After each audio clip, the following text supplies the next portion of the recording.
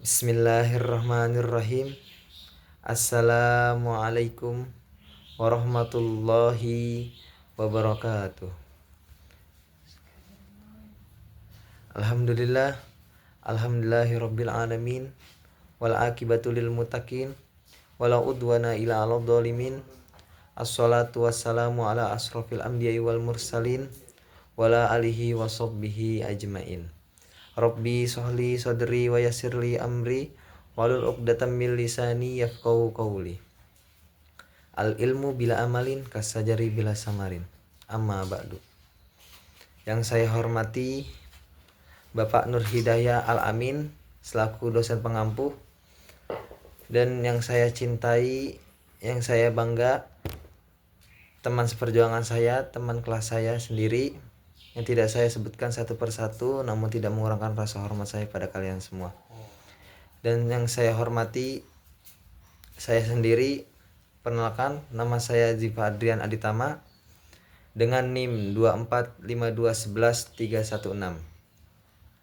Prodi saya Manajemen Bisnis Syariah. Fakultas saya Fakultas Ekonomi dan Bisnis Islam. Saya kelas 2H. Saya akan mempresentasikan matkul yang berjudul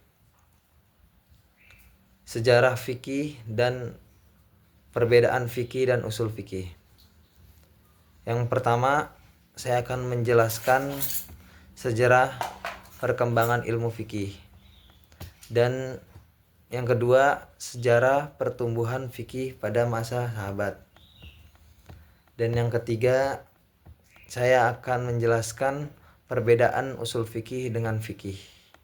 Mungkin yang pertama saya akan jelaskan, yaitu apa sih sejarah perkembangan ilmu fikih itu. Yaitu periode Rasulullah SAW. Berkali. Pada hakikatnya ilmu fikih muncul dan berkembang di masa Nabi Muhammad SAW. Karena Nabilah yang memiliki wewenang atas dasar wahyu untuk mentasyrikan hukum dan berakhir dengan wafat Nabi. Pada masa ini fikih Islam mulai tumbuh dan membentuk dirinya menjelma ke alam perwujudan. Dan masa ini juga disebut periode Risalah karena pada masa-masa ini agama Islam baru didakwahkan. Pada masa ini permasalahan ini diserahkan sepenuhnya kepada Nabi Muhammad SAW. Sumber hukum Islam saat ini adalah wahyu dari Allah dan perilaku Nabi. Masa Rasulullah SAW ini walaupun tidak panjang, namun masa inilah yang meninggalkan bekas-bekas dan kesan-kesan serta pengaruh yang penting bagi perkembangan hukum Islam. Dan masa yang kuli yang bersifat keseluruhan, hindari jasa yang umum universal untuk dasar penetapan hukum bagi masalah dan peristiwa yang tidak ada nasnya. Masa Nabi Muhammad SAW ini terbagi menjadi dua periode, yaitu periode Mekah dan periode Madinah. Saya akan menjelaskan periode Mekah. Di periode Mekah adalah saat-saat selama Nabi Muhammad SAW menetap dan berkedudukan di Mekah, yaitu selama 12 tahun dan beberapa bulan sejak beliau diangkat menjadi Nabi hingga beliau hijrah ke Madinah. Nabi telah mencurahkan tauhid ke dalam jiwa masing-masing individu dalam masyarakat Arab serta memalingkan mereka dari memperhambat dari kepada berhala. Di samping beliau menjaga diri dari aneka rupa gangguan bangsanya. Dan masa ini belum banyak hal-hal yang mendorong Nabi SAW untuk mengadakan hukum atau undang-undang. Tanda kurung seperti surat Yunus, Al-Roddu, Ayasin, sama Al-Furqan. dan saya akan menjelaskan periode Madinah. Periode ini adalah saat Rasulullah menetap di Madinah selama 10 tahun hingga wafatnya. Dalam masa ini, umat Islam berkembang pesat dan pengikutnya terus bertambah banyak. Pada masa ini disyariatkan hukum-hukum perkawinan, talak, wasiat, jual beli, sewa, dan utang piutang dan semua transaksi. Dan juga yang berhubungan dengan pemeliharaan keamanan dalam masyarakat. Surat Al-Baqarah, Al-Imran, An-Nisa, Al-Maidah, Al-Anfal, At-Taubah, An-Nur, Al-Ahzab. Di situ semuanya dalilnya ada semua. Dan saya akan lanjut. Saya akan menjelaskan sejarah pertumbuhan fikih pada masa sahabat. Ini lanjutan dari yang atas. Yang pertama, Abu Bakar As-Siddiq. Setelah Nabi wafat, Abu Bakar diangkat sebagai khalifah pertama. Abu Bakar adalah ahli hukum yang tinggi ilmunya. Ia memerintah selama 2 tahun. Dia dikenal sebagai orang-orang yang jujur dan segani, ikut mengembangkan dan menyiarkan Islam karena hubungannya yang sangat dekat dengan Nabi. Beliau dipilih sebagai khalifah pertama adalah pilihan yang tepat sekali. Berikut adalah hal-hal penting dalam masa pemerintahannya, yaitu pidato pelantikannya dijadikan dasar dalam menentukan hubungan antara rakyat dengan penguasa dan juga antara pemerintah dengan warga negara. Cara menyelesaikan jika timbul masalah mulai memecahnya dicari dari wahyu Allah. Kalau tidak dapat ia mencarinya dalam sunnah Nabi. Kalau dalam keduanya tidak diperoleh hasil. Abu Bakar bertanya kepada sahabat Nabi yang dikumpulkan dalam satu majelis. Dari kumpulan itu timbullah keputusan bersama yang sering disebut ijma sahabat. Atas sanjuran Umar dibentuklah panitia khusus yang bertugas mengumpulkan catatan ayat Al-Quran yang ditulis pada zaman Nabi. Setelah Abu Bakar wafat, naskah Al-Quran disimpan oleh Umar diberikan kepada Hafsah. Yang kedua, Umar bin Khattab. Setelah Abu Bakar meninggal, Umar menggantikan kedudukannya sebagai khalifah kedua. Semasa pemerintahan Sayyidina Umar, kekuasaan Islam berkembang dengan pesat, yaitu seperti Umar turut aktif menyiarkan agama Islam, menetapkan tahun Islam yang dikenal dengan tahun Hijriyah, membiasakan melakukan salat tarawih di bulan Ramadan. Talak tiga diucapkan dianggap sebagai talak yang tidak mungkin rujuk sebagai suami istri. Al-Quran telah menetapkan golongan yang berhak menerima zat termaksud mu'alaf. Menurut Al-Quran, surat Al-Maidah ayat 38, orang yang mencuri akan dihukum dengan potong jari. Itu mungkin penjelasan dari Umar.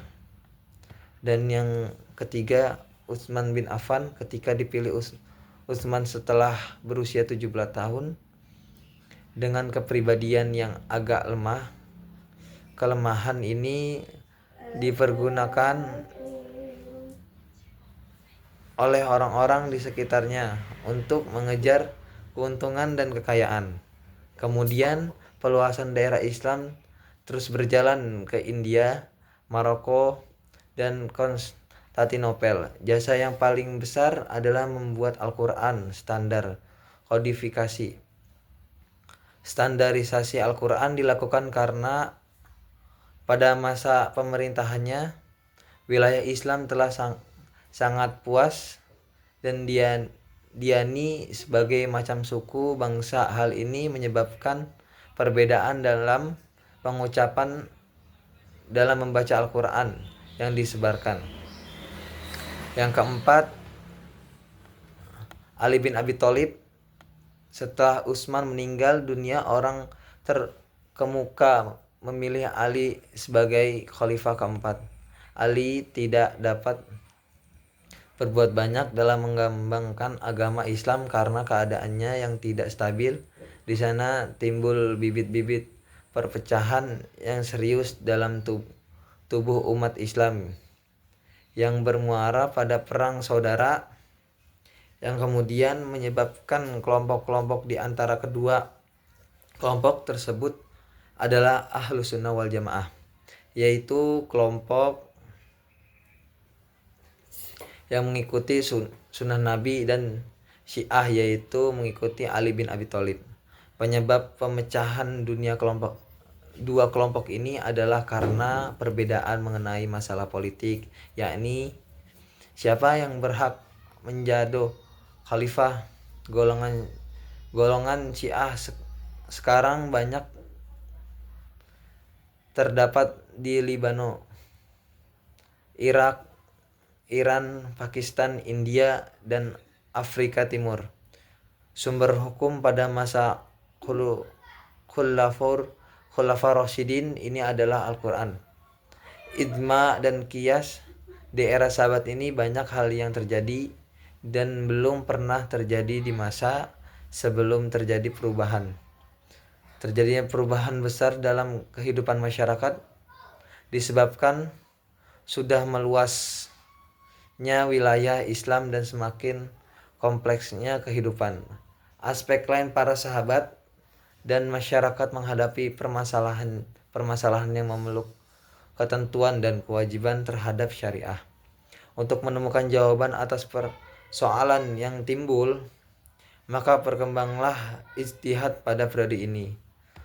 Begitu juga banyaknya pendapat dalam memahami Al-Quran dan hadis, disebabkan oleh banyak faktor, terutama setelah berpulangnya Rasulullah SAW. Dan yang terakhir, penjelasan perbedaan usul fikih dengan fikih. Dari uraian yang cukup panjang tentang pembahasan fikih dan usul fikih pada subbahasan sebagai setelah dijelaskan di atas, maka dapat diketahui secara jelas bahwa usul fikih adalah ilmu yang memiliki ciri khas yang membedakannya dengan fikih. Perbedaan ini dapat dilihat dalam poin-poin berikut ini. Yang pertama, dilihat dari objek pembahasannya. Ilmu usul fikih membahas tentang kaidah-kaidah yang bersifat umum (kuli) dan hukum yang bersifat umum. Adapun yang menjadi objek pembahasan ilmu fikih adalah dalil yang bersifat juz'in, sehingga menghasilkan hukum juz'i pula yang berhubungan dengan pembuatan mukallaf. Yang kedua, dilihat dari tujuan yang hendak dicapai. Usul fikih bertujuan untuk dapat menerapkan kaidah-kaidah yang bersifat kulli terhadap nas-nas syariat, sedangkan ilmu fikih bertujuan untuk menerapkan hukum syariat terhadap perbuatan dan ucapan mukallaf. Yang ketiga, usul fikih merupakan dasar pijakan bagi ilmu fikih, sedangkan ilmu fikih merupakan hasil atau produk dari usul fikih. Dengan kata lain, dari usul fikih akan melahirkan fikih. Dan yang terakhir, dilihat dari sifatnya, usul fikih lebih bersifat kebahasaan, teoretis, sedangkan fikih lebih bersifat praktis. Mungkin cuman segitu penjelasan dari saya yang saya bawa. Mungkin mohon maaf bila ada salah kata, salah penjelasan, dimaklumkan karena di sini saya juga masih belajar, dan berterima kasih yang mendengarnya. Semoga dicerna dan bermanfaat untuk kalian semua. Mungkin cukup sekian. Wassalamualaikum warahmatullahi wabarakatuh.